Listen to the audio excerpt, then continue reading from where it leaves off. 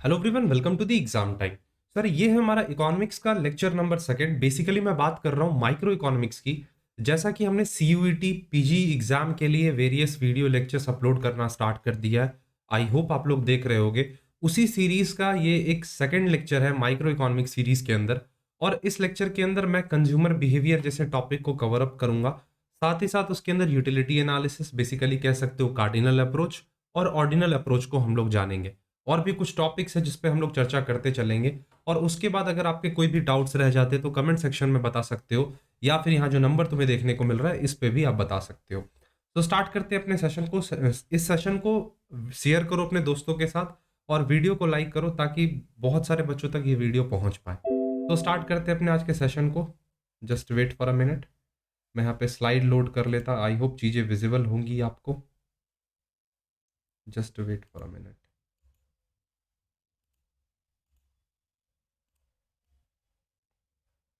चलो, हम लोग स्टार्ट करेंगे with consumer behaviour utility analysis.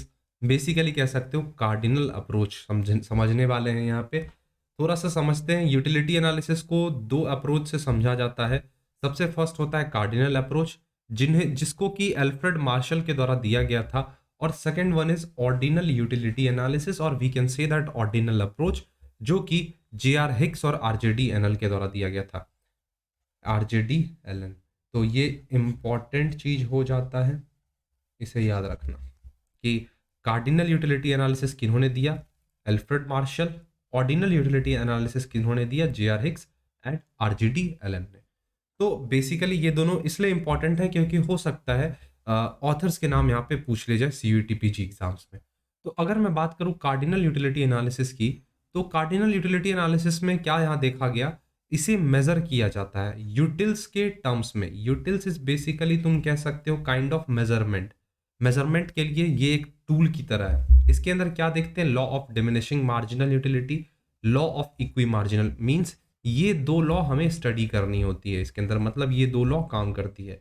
और कार्डिनल यूटिलिटी एनालिसिस को हम लोग मार्शेलियन एनालिसिस के नाम से भी जानते हैं। वहीं अगर मैं बात करूं ऑर्डिनल यूटिलिटी एनालिसिस की, तो इसको मेजर नहीं किया जा सकता है। मेजर इन द सेंस कि जैसे दूध को तुम मेजर करते हो, 1 लीटर दूध है, ठीक है, 1 लीटर दूध है। पानी कितना है, 30 लीटर पानी का एक जार है। तो बेसिकली हम लोग यहाँ पे क्या कर पा रहे हैं, कर पा रहे हैं। वैसे ही कार्डिनल यूटिलिटी एनालिसिस में हमें जो सेटिस्फैक्शन मिल रहा होता है, हम उसे यूटिल्स के टर्म्स में मेजर कर पाते हैं। लेकिन जब बात आती है ऑर्डिनल यूटिलिटी एनालिसिस के, तो यहाँ पे measurement is not possible. Basically यहाँ पे रैंक असाइन किया जाता है। किस काइंड का रैंक, जैसे कि मान लो first rank, second rank, third rank, fourth rank, A, B, C, D, this is rank.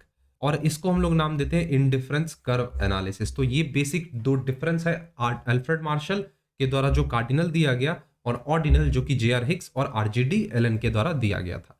I hope यहां तक डेफिनेशन, सॉरी डिफरेंस जो है इन दोनों के बीच क्लियर हो गया होगा। अब समझते हैं यहाँ पे क्या लिखा गया है। The theory of consumer behaviour seeks to explain the determination of consumer equilibrium. जो कंज्यूमर बिहेवियर जो कि हम लोग पढ़ रहे हैं, ये क्या करता है, हमें कोशिश करता है कि वो हमें एक्सप्लेन कर पाए कि कंज्यूमर का इक्विलिब्रियम कब डिटरमाइन होता है। बेसिकली कंज्यूमर इक्विलिब्रियम क्या है, ये एक ऐसा पोजीशन है जहां पे कंज्यूमर जाके एक कांस्टेंट पोजीशन पे आ जाता है, फिक्स्ड पोजीशन पे आ जाता है, और वो उस पोजीशन को चेंज करना नहीं चाहता है। मीन्स वो एक ऐसा पोजीशन है जहां पे उसे मैक्सिमम सेटिस्फैक्शन मिल रहा होता है। तो consumer equilibrium refers to situation when a consumer gets maximum satisfaction out of his given resources. जितने भी रिसोर्सेज उसके पास अवेलेबल है, resources in the sense economic resources, it means funds की यहाँ पे बात हो रही है। तो जितने भी फंड्स तुम्हारे पास अवेलेबल हैं, उस फंड्स को तुम खर्च कर रहे हो और उससे जो मिल रहा है सेटिस्फैक्शन, वो तुम्हारे इक्वल है तुम्हारे फंड्स के। तो उस सिचुएशन में बोला जा सकता है कि तुम एक इक्विलिब्रियम स्टेट पे हो। समझ गए इस चीज को। तो इकोनॉमिक थ्योरी को दो अप्रोच से समझा जा सकता है, cardinal utility analysis and ordinal utility analysis, जो कि मैंने तुम्हें जस्ट अभी जिसका इंट्रो दिया था यहाँ पे। अब यहाँ पे हम लोग समझते हैं यूटिलिटी एनालिसिस को। सबसे पहले हम लोग यहाँ पे देखेंगे कार्डिनल अप्रोच, उसके बाद हम लोग शिफ्ट करेंगे किसकी तरफ, ऑर्डिनल की तरफ। तो देखो, इसको तुम अपने प्रैक्टिकल लाइफ के एग्जाम्पल्स को उठाते हुए समझना। जैसे कि यहाँ पे मैंने एक पिज्जा ले रखा है, ठीक है। इसमें मान लो कुछ स्लाइसेस बटे हुए हैं, जैसे मैं एक डिवीजन कर दे रहा हूँ यहाँ पे कुछ स्लाइसेस का। चलो कितने स्लाइसेस हो गए, 1 2 3 4 5 एंड 6, टोटल 6 स्लाइसेस मैंने यहाँ पे लिख रखे हैं। कितने स्लाइस हैं, 6, 6 टुकड़े यहाँ पे एक पिज्जा के, एक बेसिकली पिज्जा है और यहाँ पे 6 टुकड़े।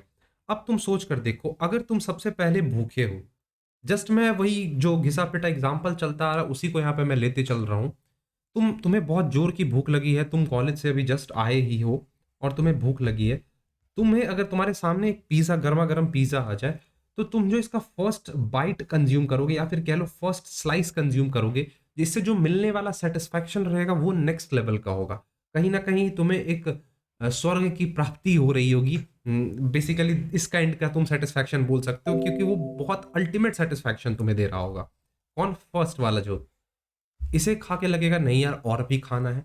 फिर तुम मूव ऑन करोगे सेकंड स्लाइस की ओर, दूसरा स्लाइस लोगे, लगेगा कि हाँ चलो यार ये इसमें भी मजा आ रहा है।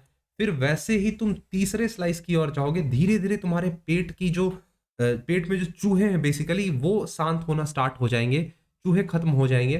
तो धीरे धीरे जैसे ही तुम फोर्थ स्लाइस की तरफ मूव करोगे, लगेगा नहीं यार अब ओवर हो रहा है, अब नहीं खाऊंगा, चलो ये खा लेता हूं।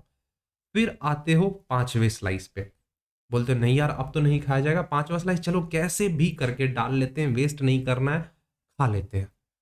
अब तुम्हारा कहना होगा कि नहीं यार लास्ट स्लाइस अगर मैं करूंगा तो ये ओवर हो जाएगा और निकल सकता है। ठीक है, तो कितने हो गए, 1 2 3 एंड 4 एंड 5 6, चलो हो गया। अगर तुमने क्या बोला, अगर मैं सिक्स्थ स्लाइस खाता हूं तो ये ओवर हो जाएगा, हो सकता है मुझे वॉमिटिंग हो जाए।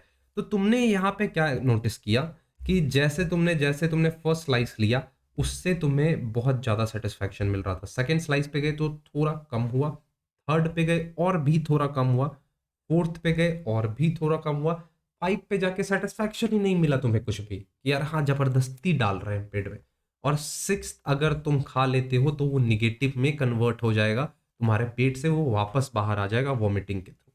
तो बेसिकली यहाँ पे मैंने एक पिज्जा का एग्जांपल लेते हुए तुम्हें समझाया। तो कार्डिनल अप्रोच को यहाँ पे हम लोग समझते हैं क्या है। इस अप्रोच के अनुसार यूटिलिटी जो है ये कैपेबल है चीजों को मेजर करने में, मींस मेजरमेंट करने में।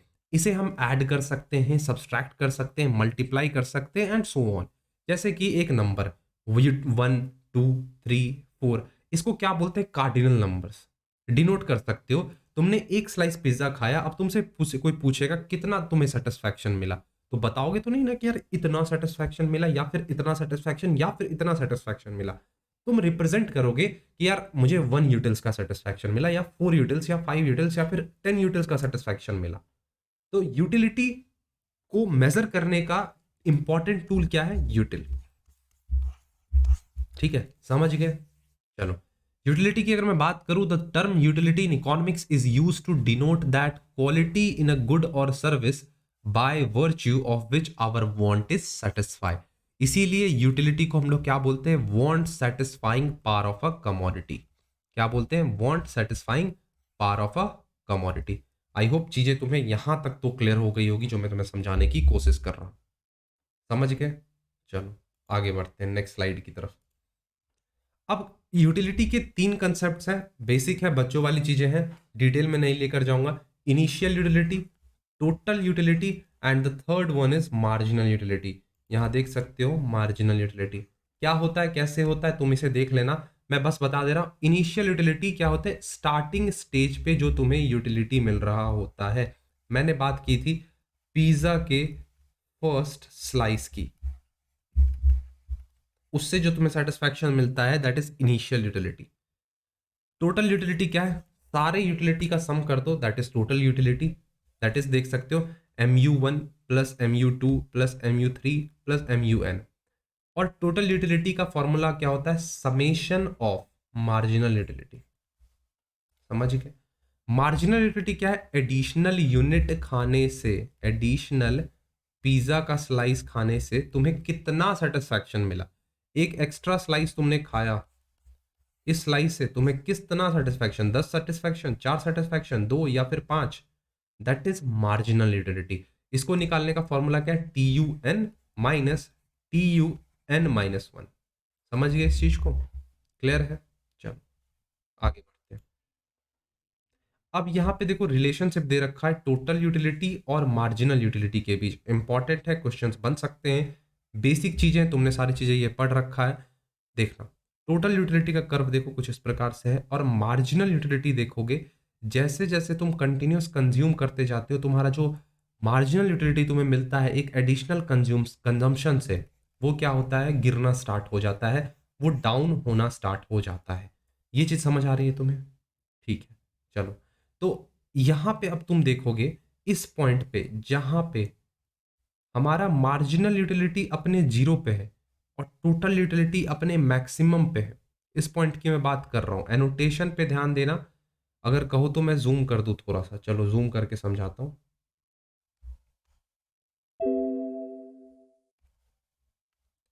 अभी चीजें तुम्हें विजिबल होगी, थोड़ा सा ऊपर कर दे रहा हूं। चलो, अभी चीजें विजिबल है तुम्हें। इस पॉइंट की मैं बात कर रहा हूं और इस पॉइंट की बात कर रहा हूं, जिस पॉइंट पे टी यू मैक्सिमम है और एम यू जीरो पे है, उसे हम लोग बोलते हैं पॉइंट ऑफ सेचुरेशन और पॉइंट ऑफ सेटाइटी। इंपॉर्टेंट है, ये दो कंसेप्ट याद रख लेना, पॉइंट ऑफ सेचुरेशन और पॉइंट ऑफ सेटाइटी। कहां पे? जहां पे टी यू मैक्सिमम होगा और एम यू क्या होगा, जीरो होगा। समझ गए इस चीज को? क्लियर है? चलो, अब यहां पे तुम देखना, कुछ इंपॉर्टेंट बातें मैं तुम्हें समझाता हूं, इसको देख के तुम समझना। टी यू क्या है? समेशन ऑफ मार्जिनल यूटिलिटी, ये मैंने तुम्हें बताया था। जैसे जैसे टी यू बढ़ता है तब तक एम यू पॉजिटिव रहता है। कैसे? क्या मैंने बोला? T U increases so long, कब तक बढ़ता रहेगा टी यू? जब तक एम यू पॉजिटिव है। पॉजिटिव इन द सेंस क्या? जब तक वो इस कर्व के नीचे ना जा रहा हो, एक्स एक्सिस के नीचे ना जा रहा हो। ये चीज देख पा रहे हो मैं जो बोल रहा हूं तुम्हें? इस कर्व के नीचे जब तक ना जा रहा हो तब तक बोलेंगे कि ये क्या है, पॉजिटिव। यहां देख लो साइन भी दिया हुआ है पॉजिटिव का, दिस इज पॉजिटिव। तो अब यहां पे चीज को समझना, टी यू तब तक बढ़ता रहेगा जब तक, टी यू तब तक बढ़ता रहेगा जब तक एम यू पॉजिटिव है। अब यहाँ पे एम यू जीरो पे आता है और इसके बाद एम यू निगेटिव जाना स्टार्ट होता है। तो जैसे ही एम यू निगेटिव होता है, T U starts declining. T U क्या होता है, डिक्लाइन करना स्टार्ट कर देता है, गिरना स्टार्ट होता है, डिक्रीज होना स्टार्ट हो जाता है। यहां पे जरा देखना, when M U is zero, T U अपने मैक्सिमम पे, ये बता दिया। When M U is negative, T U starts diminishing. Decreasing MU का क्या मतलब है कि टीयू जो है वो बढ़ तो रहा है लेकिन डिक्रीजिंग रेट पर बढ़ रहा है। तो ये इंपॉर्टेंट चीज तुम्हें समझ में आनी चाहिए, बहुत ही बेसिक और आसान चीज है। क्लियर है? चलो, आगे समझते हैं law of diminishing marginal utility. ये कहता क्या है? थोड़ी देर पहले मैंने तुम्हें पिज्जा का एक एग्जांपल दिया था कि कैसे तुम जब कंटिन्यूअस कंजम्पशन करते हो, कंटिन्यूअस पिज्जा के स्लाइसेस को खाते हो, उससे मिलने वाला सेटिस्फैक्शन धीरे धीरे कम होता जाता है। ये चीज तुम क्लियरली समझ गए हो कि जो फर्स्ट स्लाइस जब तुमने कंज्यूम करा, उससे कहीं ना कहीं नेक्स्ट लेवल का सेटिस्फैक्शन मिला, सेकेंड स्लाइस से उससे थोड़ा कम, थर्ड से और भी कम, फोर्थ से और भी कम, फिफ्थ से ओवरलोड दैट इज जीरो, ना के बराबर सेटिस्फैक्शन, और सिक्स में कहीं ना कहीं वो निगेटिव की ओर तुम्हें लेकर जा रहा था। वैसे ही डिमिनिशिंग मार्जिनल यूटिलिटी क्या बोलता है? यहाँ पे तीन बर्गर दे रखे हैं। देखो, मैं एग्जांपल ले रहा हूँ, मैं थोड़ा फूडी नेचर का हूँ, मुझे खाना बहुत पसंद है, सबको पसंद होता है, तो इसीलिए मैं इस टाइप के एग्जांपल्स ले रहा हूँ। बर्गर है यहाँ पे, burger second and burger three है, तो तीन बर्गर यहाँ पे है। अब फर्स्ट बर्गर को कंज्यूम करके जो सेटिस्फैक्शन मिल रहा है, यूटिलिटी मिल रही है, वो नेक्स्ट लेवल की है, सेकंड से थोड़ा कम और थर्ड से ना के बराबर। तो that is law of DMU. इसको एक स्टेटमेंट के थ्रू समझते हैं। लॉ ऑफ यूटिलिटी एनालिसिस के अंदर हमें दो लॉ समझने हैं। पहला है law of DMU. Law of DMU कहता क्या है? जैसे जैसे चीजों को हम कंज्यूम करना स्टार्ट करते हैं, उससे मिलने वाला सेटिस्फैक्शन धीरे धीरे कम होता जाता है। बस इतनी सी ही इसकी कहानी है। सबसे पहले समझना, ये लॉ रिलेट करता है किसी भी एक ह्यूमन के वांट्स के सेटिस्फैक्शन से। मतलब तुम्हारी जो चाहत है, उसके उस चाहत से तुम्हें जो सेटिस्फैक्शन मिल रहा होता है, देखो मैंने थोड़ा कंफ्यूजिंग कर दिया, सिंपली मैं कहूं तो तुम्हारे सेटिस्फैक्शन से रिलेट करता है। किससे रिलेट करता है? तुम्हारे सेटिस्फैक्शन से। तो यहां पे इस लॉ को हम लोग गॉसेंस फर्स्ट लॉ भी बोलते हैं। फंडामेंटल लॉ ऑफ सेटिस्फैक्शन भी बोलते हैं एंड फंडामेंटल साइकोलॉजिकल लॉ भी बोलते हैं। 3 नाम याद रख लेना, पूछे जा सकते हैं। Gossen's first law, fundamental law of satisfaction and fundamental psychological law. ठीक है, चलो। इसके कुछ एजम्पशन है कि यूटिलिटी को हम लोग मेजर कर सकते हैं कार्डिनल नंबर्स में, जैसे कि 1, 2 एंड 3। कंज्यूमर के इनकम में कोई भी चेंज नहीं होगा, अगर वो 5 रुपए कमा रहा है तो 5 रुपए ही कमाएगा। एम जो होगी वो क्या होगी, कांस्टेंट होगी। Marginal utility of money, suitable quantity consume करोगे, मतलब जैसे कि 1 ग्लास ऑफ वाटर तुम्हें कंज्यूम करना है। अब ऐसा बोलोगे कि नहीं यार मैं चम्मच से पानी पीना स्टार्ट कर दूंगा, तो दैट इज नॉट रिलेवेंट। तुम चम्मच से पानी पियोगे, फिर थोड़ी देर बाद पियोगे, तो ऐसा नहीं होगा कि तुम्हारे जो सेटिस्फैक्शन होगा डिमिनिश होना स्टार्ट होगा। होता है ना बच्चों की तरह, मम्मी एक और तुम्हें खाना खिलाएगी, फिर जाओगे घर का एक राउंड मारते हुए आओगे, फिर एक और कंज्यूम करोगे, फिर जाओगे दोबारा से राउंड मारते होगे। कॉर इन द सेंस देखो, हम लोगों के लैंग्वेज में बाइट, जो तुम लोगों का बाइट लैंग्वेज है, उसको बोलते हैं कि मम्मी एक और खिलाती है, फिर बच्चे की तरह दौड़ते दौड़ते आते हैं घूमते हुए, फिर उसके बाद खाते हैं।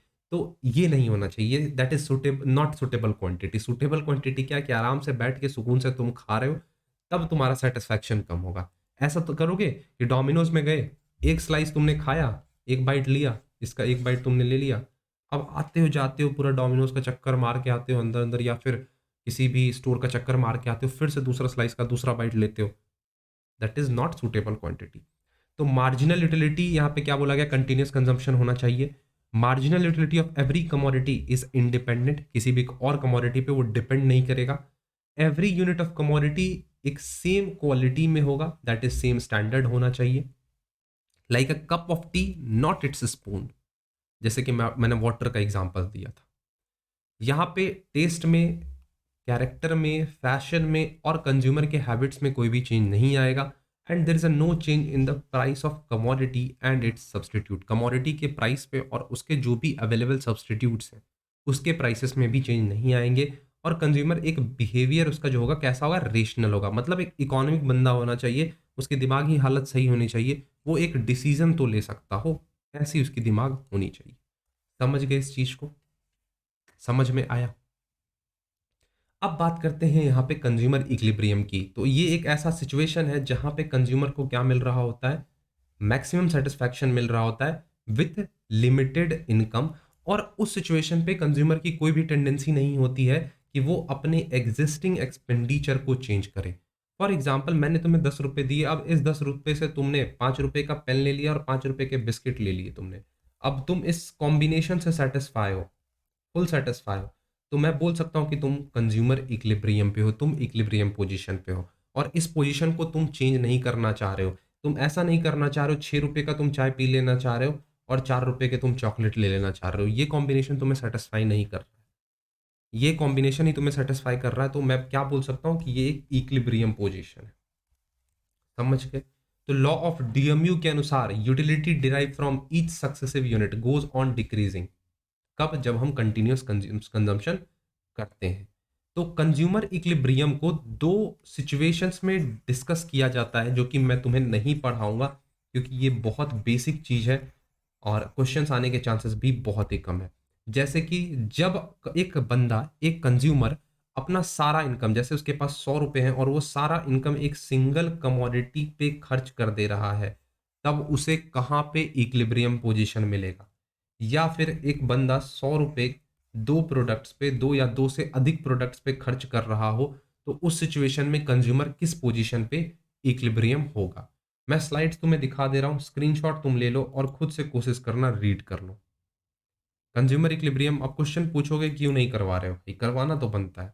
नहीं करवाऊंगा, आसान सी बात है, क्योंकि बहुत बेसिक है। अगर मैं इसको इसको डिटेल में करवाना अगर मैं स्टार्ट कर देता हूं, तो जाहिर सी बात है बाकी के चैप्टर्स छूट जाएंगे तुम्हारे। तो HW दे रहा हूँ, कवर अप कर लेना। Consumer equilibrium in case of single commodity, ये लो, और डबल कमोडिटी कर लेना।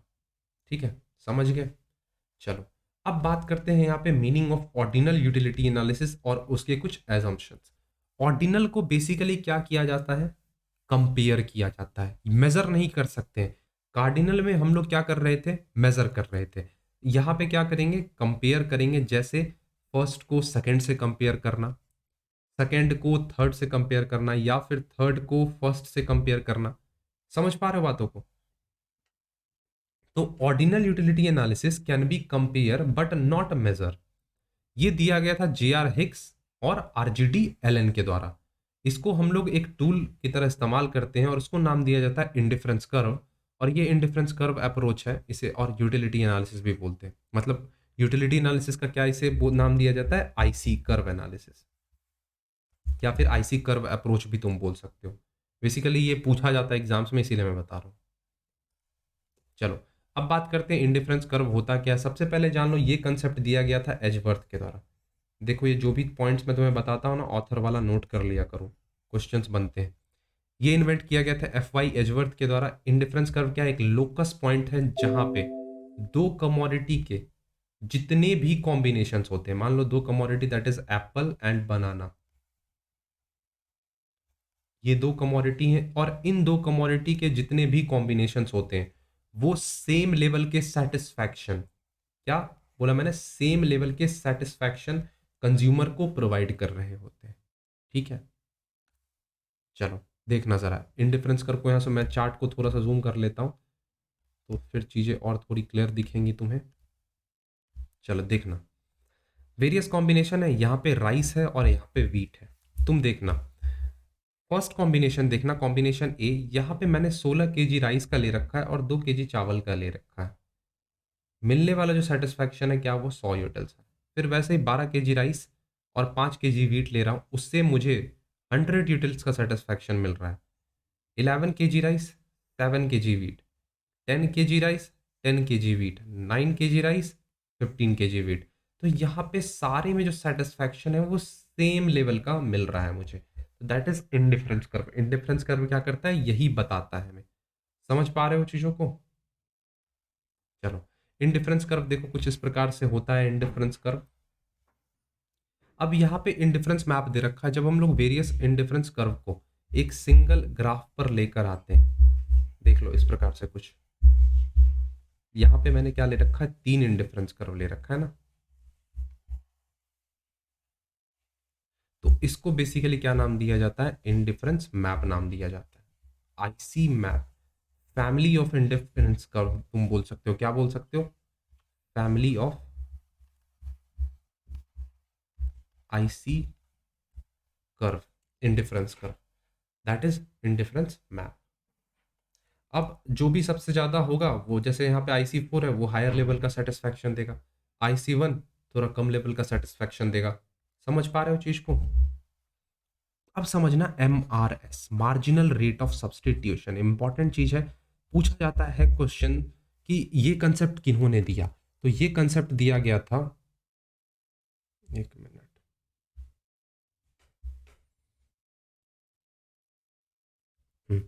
ये कंसेप्ट दिया गया था जे.आर. हिक्स और प्रोफेसर आर.जी.डी. एलन के द्वारा। The slope of indifference curve is known as MRS। Question पूछा जाता है कि आईसी के स्लोप को क्या नाम देते हैं। The marginal rate of substitution of x and y measures the number of units of y that must be sacrificed for 1 unit of x gained। समझना इस चीज को। यहाँ मैं एक प्रॉपर अगर एक इमेज से समझाऊं, जरा रुक जाना। चलो यहाँ पे समझना क्या मैंने बोला, MRS, marginal rate of substitution of x and y। इसका मतलब क्या है, चीजें विजिबल है? चलो इसका ये मतलब है, ध्यान से सुनना, यहाँ पे पोजीशन पे ध्यान देना, x है और y है। मैंने इस प्रकार से कुछ लिखा और एक ये बन सकता है MRS of y and x। इसका क्या मतलब है, number of units of y sacrificed in order to gain 1 additional unit of x। समझ में आया? y का मैंने कितना यूनिट सेक्रीफाइस करा in order to gain additional unit of x, that is MRS of x and y। Just उल्टा यहाँ पे लिखते हैं, जो इस साइड होगा वो ऊपर चला जाता है।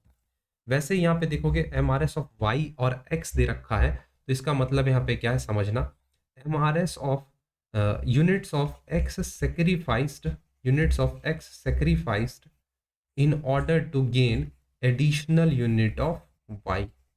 ये चीज समझ पा रहे हो? क्लियर है ये चीज? बेसिक है, कुछ इसमें समझने वाली बात नहीं है। एमआरएस किसका स्लोप है? एमआरएस स्लोप है आईसी का, इंडिफरेंस कर्व का। देखना यार, the marginal rate of substitution of x and y measures the number of units of y that must be sacrificed for one unit of x gained so as to maintain a constant level of satisfaction. X y बोला गया है। The marginal rate of substitution of x and y measures the number of units of y that must be sacrificed for one unit of x, जैसा कि मैंने यहाँ पे लिया है। तो डेल्टा वाई अपॉन में डेल्टा एक्स, मतलब चेंज इन वाई अपॉन में चेंज इन एक्स। समझ गए इस चीज को? चलो, अब यहाँ पे एमआरएस ऑफ एक्स वाई को देखना जरा, यहाँ पे ग्राफ से रिप्रेजेंट किया गया है। इसे एक बार देख लेना, कोई खास इंपॉर्टेंट है नहीं। अब प्रॉपर्टीज पे आ जाते हैं। प्रॉपर्टी कह लो, कैरेक्टरिस्टिक्स कह लो, किसका? इंडिफरेंस कर्व का कह लो। तो इंडिफरेंस कर्व जो होता है वो कैसा होता है? निगेटिवली स्लोप्ड होता है। ठीक है, कैसा होता है? निगेटिवली स्लोप्ड होता है। It slopes downward because the consumer increase the consumption of x commodity, he has to given up certain units of y commodity. जब कंज्यूमर एक्स यूनिट्स के, एक्स प्रोडक्ट के कुछ यूनिट्स बढ़ाता है, तो जाहिर सी बात है उसे कुछ ना कुछ वाई यूनिट्स के गुड्स को सेक्रीफाइस करना होगा। इसी के वजह से यहाँ पे जो हमारा इनडिफरेंस कर्व है वो निगेटिवली स्लोप्ड होता है, डाउनवर्ड की तरफ मूव करता है। फॉर एग्जाम्पल, मान लो ये एक्स प्रोडक्ट है, कुकिंग ऑयल के कंजम्पशन को अगर मैं बढ़ाता हूं तो यहाँ पे मुझे वीट के कंजम्पशन को कम करना होगा। क्लियर ये चीज? इंडिफरेंस कर्व कैसा होता है? कन्वेक्स टू दी ओरिजिन होता है। पीपीसी मैंने कैसा बताया था? कनकेव टू दी ओरिजिन होता है। क्यों होता है? क्योंकि यहाँ पे law of diminishing marginal rate of, sorry, यहाँ पे कौन सा क्या अप्लाई होता है? Law of MRS, MRS, MRS apply होता है, स्लोप दैट इज। चलो, हायर आईसी क्या करता है? हायर लेवल का सेटिस्फैक्शन देता है। ये सारे प्रॉपर्टीज बस हेड्स हैं, जस्ट याद रख लेना। और कभी भी इंडिफरेंस कर्व इंटरसेक्ट नहीं कर सकते हैं। चलो, अब आ जाते हैं प्राइस लाइन या फिर कह लो बजट लाइन। प्राइस लाइन और budget line represents the various combination of two goods. क्या मैंने बोला? दो गुड्स के जितने भी कॉम्बिनेशन बन सकते हैं, विच कैन बी, जिसे कि हम लोग खरीद सकते हैं with given money income and assumed price of goods. क्या चीज मैंने यहाँ पे बोला? सबसे पहले दो गुड्स हैं, दो गुड्स हैं, इस दो गुड्स के जितने भी कॉम्बिनेशन बन सकते हैं, combination one, combination second, combination third, combination fourth, इसको परचेज किया जा सकता है with given money income, with given income, जितना हमारे पास इनकम हो, ठीक, और जो भी इस प्रोडक्ट का प्राइस हो, दैट इज प्राइस लाइन और बजट लाइन। जैसे कि मान लो मेरा इनकम है 60 रुपया, ठीक है, और मार्केट में बिस्किट की जो प्राइस है, बिस्किट की जो प्राइस है वो है 6 रुपये, और कॉफी की जो प्राइस है वो है 12 रुपये। तो अब यहाँ पे जरा ध्यान से समझना, मैं इस 60 रुपये की किस 60 रुपये को किस तरीके से, किस कॉम्बिनेशन में स्पेंड करूं कि जो इससे मुझे सेटिस्फैक्शन मिलेगा वो सेम होगा। तो देखना, यहाँ पे मार्केट बास्केट है, बिस्किट को क्यू एक्स से रिप्रेजेंट किया, कॉफी को क्यू वाई से रिप्रेजेंट किया। यहाँ पे मिसिंग है कुछ, मैं फिल इन द ब्लैंक्स करूंगा, देखते जाना बस मेरी बातों को ध्यान से। थोड़ा सा जूम कर दे रहा हूं मैं यहाँ पे, देखना विजिबल है चीजें? हाँ, चलो विजिबल है। अब फर्स्ट सिचुएशन में क्या हुआ, मैंने सिर्फ और सिर्फ 10 यूनिट बिस्किट के ले लिए। तो बिस्किट का 10 यूनिट लिया, बिस्किट का प्राइस मैंने बताया था 6 रुपये, तो मतलब मैंने पूरा इनकम बिस्किट पे ही स्पेंड कर दिया और कॉफी पे मैंने कुछ भी स्पेंड नहीं किया। अब यहां पे तुम देखो, मैंने बिस्किट कितने यूनिट लिए? 8, और बिस्किट कितने का है? 6 का है। तो यहां पे मैं 48 रुपीज स्पेंड कर रहा हूं किस पे? बिस्किट पे। अब बच गए मेरे पास 12 रुपए, और एक कॉफी कितने का आ रहा है? एक कॉफी आ रहा है 12 रुपए का, यहाँ पे मैंने क्लियरली लिख रखा है। तो मेरे पास 12 रुपए बच गए, इसका मतलब है कि मैं एक कॉफी ले रहा हूं। अब दूसरे सिचुएशन में देखना, यहाँ पे मैंने 6 बिस्किट ले रखे हैं, 6 बिस्किट 6 रुपए का, एक बिस्किट 6 रुपए का, तो इट मीन्स 36 रुपीज। कितना बोला मैंने? 36 रुपीज यहाँ पे मेरे पास आ रहे हैं। और बच गए कितने, 24 रुपए बच गए। इसका मतलब है 2 कॉफ़ी मैं कंज़्यूम करूँगा, क्योंकि 1 कॉफ़ी 12 रुपए का है, 2 कर लो तो 24 हो गया। और 36 और 24 कितना हो जाता है? कितना हो जाता है? 60 हो जाता है। अब डी कॉम्बिनेशन में देखो, मैं 4 यूनिट बिस्किट के ले रहा हूँ, तो 4 इंटू 6 तो आ रहा है कितना, 24। मेरे पास कितना बच जा रहा है, 26, सॉरी 36 ना। तो यहाँ पे मैं 3 यूनिट्स कॉफ़ी के ले लूंगा, 12 इंटू 12 इंटू 12, मतलब 12 प्लस 12 प्लस 12। फिर नेक्स्ट कॉम्बिनेशन में तुम देखना जरा, 2 यूनिट मैं बिस्किट के ले रहा हूँ, इट मीन्स मैं 12 रुपए खर्च रहा हूँ और मेरे पास 48 रुपए बच जा रहे हैं। तो इसका मतलब है मैं 4 यूनिट कॉफ़ी के कंज्यूम करूंगा।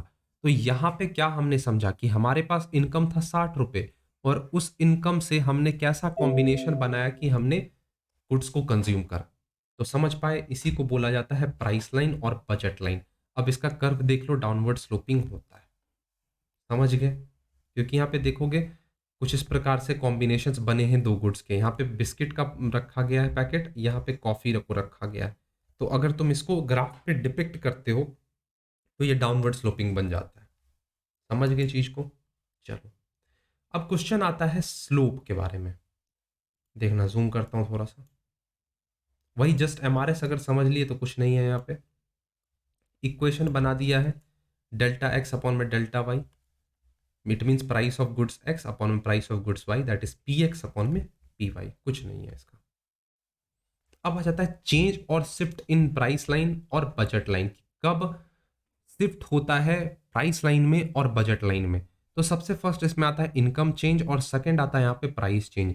मतलब आपके इनकम में चेंज आने से बजट लाइन में चेंज आया, और दूसरा है आपके प्रोडक्ट के प्राइस में चेंज आने से। आपके इनकम में कोई चेंज नहीं आया, प्रोडक्ट के प्राइस में चेंज आने से क्या होगा। तो सबसे पहले इनकम चेंजेस को समझते हैं। When there is change in income of the consumer, the prices of goods remain the same. समझ गए? कंज्यूमर का इनकम जब चेंज हो रहा है, गुड्स के प्राइसेस सेम है। तो इस सिचुएशन में जो होती है प्राइस लाइन, वो क्या करती है, शिफ्ट करती है from the original position. It shifts upward to the right hand in the parallel position जब आपका इनकम बढ़ जाता हो। अगर इनकम घट जाएगा तो डाउनवर्ड की तरफ लेफ्ट लेफ्ट में मूव कर जाएगी। प्राइस चेंज कब होता है? प्राइस चेंज आपका इनकम कांस्टेंट हो, बस प्रोडक्ट के प्राइस में चेंज आ रहा है, तो इस सिचुएशन में क्या होता है, मूवमेंट होता है। समझना है यहाँ पे। तो यहाँ पे सबसे पहले इनकम चेंज को समझाया गया है। When there is change in the income of consumer, price goods remaining the same. Income rise हुआ, यहाँ पे क्या हो गया, शिफ्ट कर गया। फॉल होगा तो लेफ्ट की ओर आ जाएगा। समझ गए इस चीज को? अब ये देख लो प्राइस चेंज, कि प्रोडक्ट का जब प्राइस चेंज होता है तो उस सिचुएशन में क्या होगा कि price of one good, the income of consumer and price of other good is held constant. When there is fall in the price of one good, मान लो कमोडिटी ए के प्राइस में फॉल हुई, ये गुड्स ए है, गुड ए है, इसके price में फॉल हुई। अब प्राइस फॉल हुई तो जाहिर सी बात है लोग डिमांड ज्यादा करेंगे। तो यहाँ पे तुमने देखा क्या कि कर्व जो है हमारा क्या किया, मूव कर गया। बजट लाइन क्या हुआ, बजट लाइन रोटेट कर गया। अगर यही इसका प्राइस बढ़ जाता तो लोग क्या करते, कम डिमांड करते। तो कुछ इस प्रकार से कर्व बन जाता। समझ रहे हो मेरी बातों को? तो ऐसे ही कुछ और 3 क्वेश्चंस दे रखे हैं, इन 3 क्वेश्चन को देखते हुए ग्राफ बनाकर चेकआउट कर लेना। क्लियर? अब कंज्यूमर क्लेम के बारे में दिया गया, इसे जस्ट एक बार पढ़ लेना। कुछ नहीं है, बेसिक सी चीजें हैं, बस हो गया, उसे पढ़ लेना। और ये डिफरेंस चार्ट तुम्हारे लिए होमवर्क हो गया। तो 2 होमवर्क मैंने तुम्हारे लिए दिया। डिफरेंस चार्ट तुम्हें करना है कार्डिनल और यूटिलिटी ऑर्डिनल के बीच में, और consumer equilibrium in the case of one commodity and 2 और मोर कमोडिटीज तुम्हें यहाँ पे समझना होगा। और कुछ बेसिक बातें अगर मैं तुम्हें बताना चाहूँ तो और कुछ भी नहीं है। जस्ट मैं अब बताना चाहूंगा, अगर तुम प्रिपेयर कर रहे हो सीयूईटी पीजी एग्जाम्स के लिए, तो एग्जाम टाइम की तरफ से एक अल्टीमेट बैच लॉन्च किया गया है विथ वेरियस फीचर्स, जिसे कि तुम ज्वाइन कर सकते हो। लाइव प्लस रिकॉर्डेड क्लासेस इसके अंदर। लाइव देखो बेसिकली रिवीजन के वक्त होगा, अभी रिकॉर्डेड लेक्चर्स प्रोवाइड किए जा रहे हैं, पीडीएफ नोट्स हैं, ऑनलाइन टेस्ट इसके अंदर तुम्हें देखने को मिलेगा, डाउट सेशंस होंगे, प्लस प्रीवियस ईयर पेपर जो कि जल्दी मिलते नहीं है वो भी इसके अंदर इंटीग्रेट किया गया है विथ इकोनॉमिक प्राइस, और विथ कह सकते हो बहुत चीपर प्राइस पे मैंने इसे अवेलेबल करवाया है। जाकर तुम इसे डिस्क्रिप्शन से ज्वाइन कर सकते हो, प्ले स्टोर से ऐप डाउनलोड कर लो, एग्जाम टाइम तुम्हें देखने को मिल जाएगा। उस ऐप को तुम जैसे ही डाउनलोड करोगे, स्टोर सेक्शन में तुम्हें कोर्स देखने को मिल जाएगा। तो ये ऐप प्ले स्टोर से डाउनलोड कर लो, वेरियस फ्री मटेरियल्स भी तुम्हें मिल जाएंगे और कोर्सेस भी मिल जाएंगे। तो एंड करते हैं अपने आज के सेशन को, मिलते हैं अपने नेक्स्ट सेशन में। तब तक के लिए thank you, bye bye and take care.